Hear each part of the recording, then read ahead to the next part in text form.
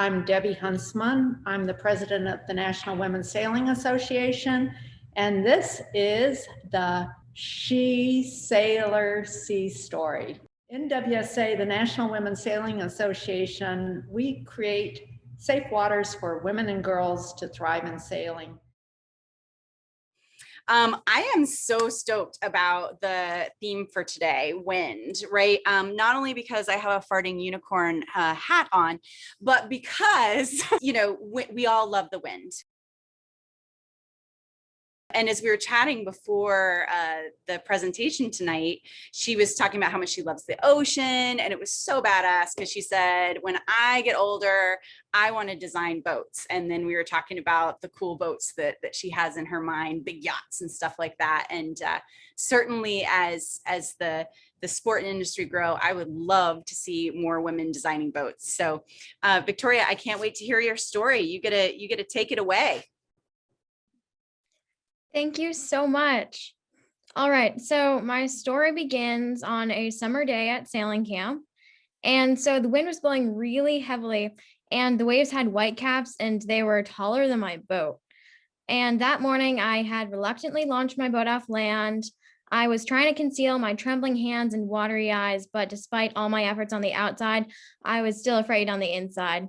The fear was churning my stomach like a washing machine. It was kind of like having a little person on my shoulder, kind of like falling on her knees and pleading for me to not go. And everyone else on my team was really excited to go sailing, which I could tell by the way they were jumping up and down, pestering my coach to go. I was really scared to tell someone that I was nervous to sail, so I went along with them, but the deep pit growing in my stomach remained. When we got out there, my coach yelled, "Okay, sail up to me." She motored away, leaving us to follow. I slowly pulled in my sail, drawing it out so I could delay going fast and heeling over as long as possible. Some waves tipped me back and forth, hitting one side and then the other, but others skipped the sides entirely and jumped into my boat, filling it with water. The ocean spray from my boat slamming down onto the waves added to this, and soon my Optimist sailboat lived up to its nickname, the bathtub boat. Within minutes, I was freezing, wishing I had brought my spray top and hiking pants with me. I pulled out my bailer and got rid of some of the water, but there was still some left. Just a few minutes into the sail, which was already going not so well for me, my hand slipped off the tiller and it spun out of control, pushing me into the wind. I took a second to panic, then frantically grabbed the tiller and started yanking it over. Again and again and again and again, just like my coach had taught me at the start of the day. But no matter how hard I pulled, I couldn't send my boat back to close hauled.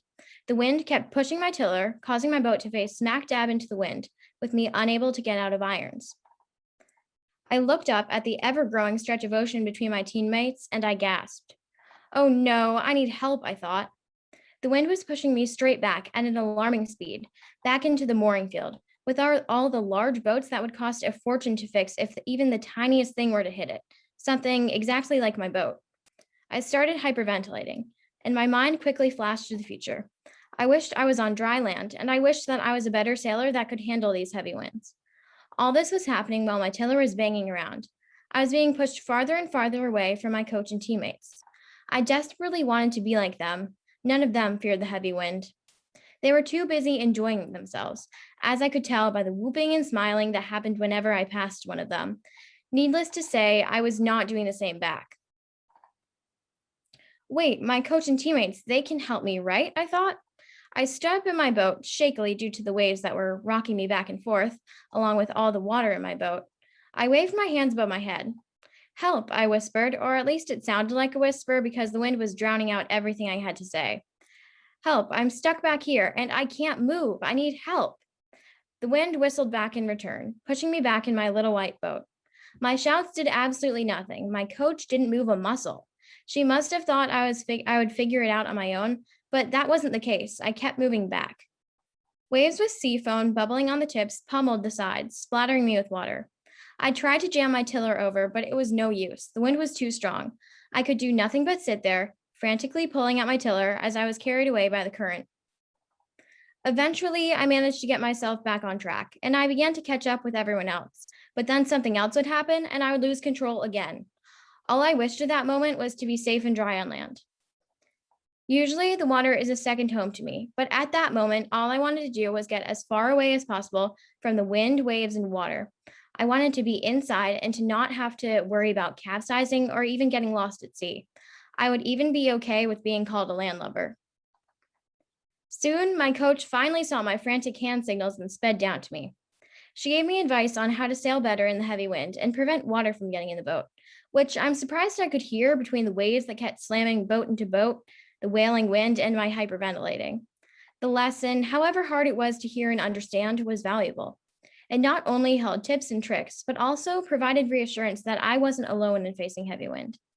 I knew I would carry this information with me for a long time. After many failed attempts to begin sailing again, I was able to keep my tiller in place long enough to catch up with everyone. When I was able to stop worrying, I was having fun. I can still remember laughing with a friend while we sailed side by side upwind, practically flying with speed. That day, I learned a very important lesson that would stick with me forever. You will never know until you try. Starting out that day in the water, I had no idea that I would end up having fun. I was too worried about myself and my boat, and I felt really intimidated by the wind speeds. Looking back on my fears, I actually ended up gaining more confidence because of this experience. I had done it this time, so why couldn't I do it again? Despite all my worries, the worst didn't happen to me that day. It happened to a friend who capsized twice while sailing downwind. I'm just glad I wasn't her, because the lesson she learned that day was much harder than the one I learned. Don't keep your favorite sunglasses in your boat. Chances are they will soon belong to a fish.